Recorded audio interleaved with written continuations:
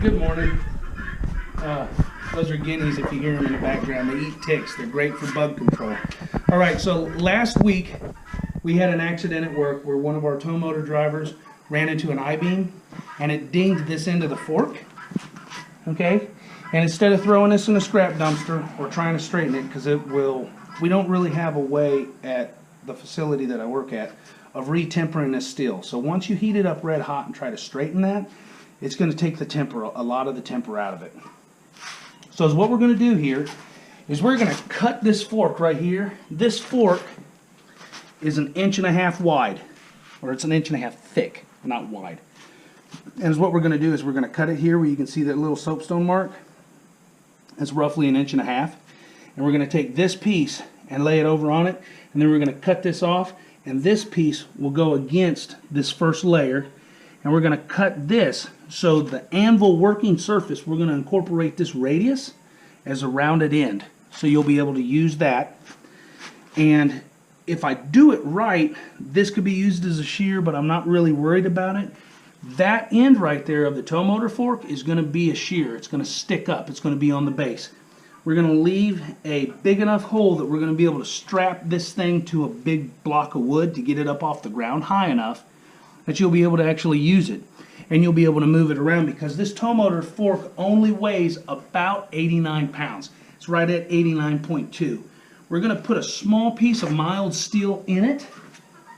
We're going to actually split this 1.5 inch block. We're going to cut it in half, and then we're going to weld the end in, and that will leave us a gap big enough to put our bar through it for the strap down hole.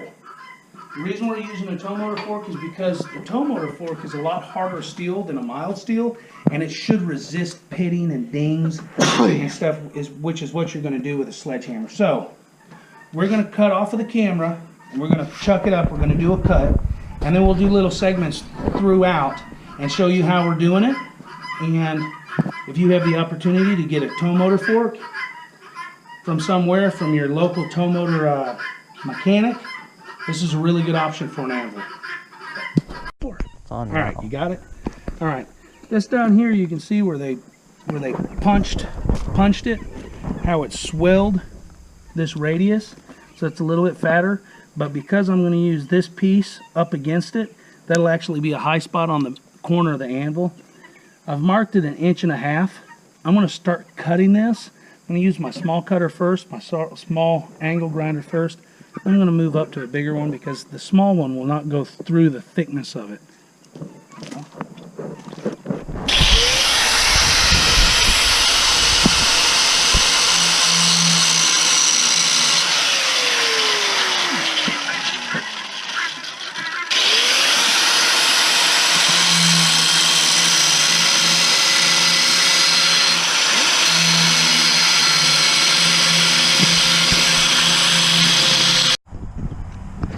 It's still hot.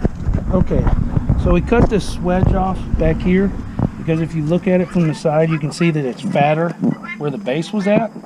And I've cut it at an angle. I'm going to clean it up. Basically right here where that piece is turned, it's fatter.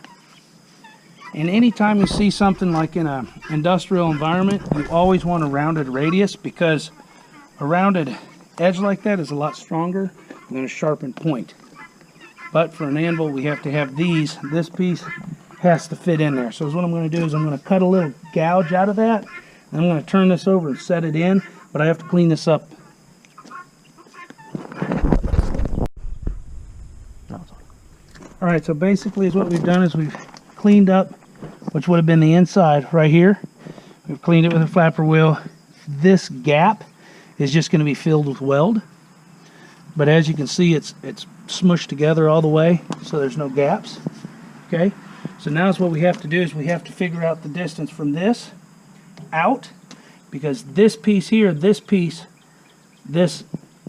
actual mounting bracket is going to fold in and catch against this one. So we've got to do some measuring, and we'll come back here in a few minutes and crimp it all together, and then we're going to cut this fork and stage it, and you'll get to see all of that. Power's on. Is it ready? Okay, I'm using a 2x4 to mimic the thickness of this, because once you cut this piece of steel, it's done. And we're incorporating this piece, we're laying it down. So what I've done is I've taken this, and I've cut it in a miter to figure out how much of the end I need to cut off. The chalk mark is square with the end of it. So I'm going to cut that there. But with setting it in, your chalk mark is going to be right up against that mounting flange. Okay? That's what I'm trying to do. I don't want to cut anything that I don't have to off of it. So I'm going to cut it across through here, and then this piece will take the place of the board, and this piece will set on top of it. And then we're going to start working up the fork. Turn it off. Alright, so we cut this off at the end of this one. I'm going to set it in there like that. And before I weld this piece on, we're going to weld across it, fill the gaps and all that stuff. But this piece, this piece here is going to go like that. Alright? So that's the first stage of your anvil. It's going to be welded across here. All of this will be welded in and filled. I'm going to leave that hole as a usable hole in the vise. But all of this will be smooth. Okay?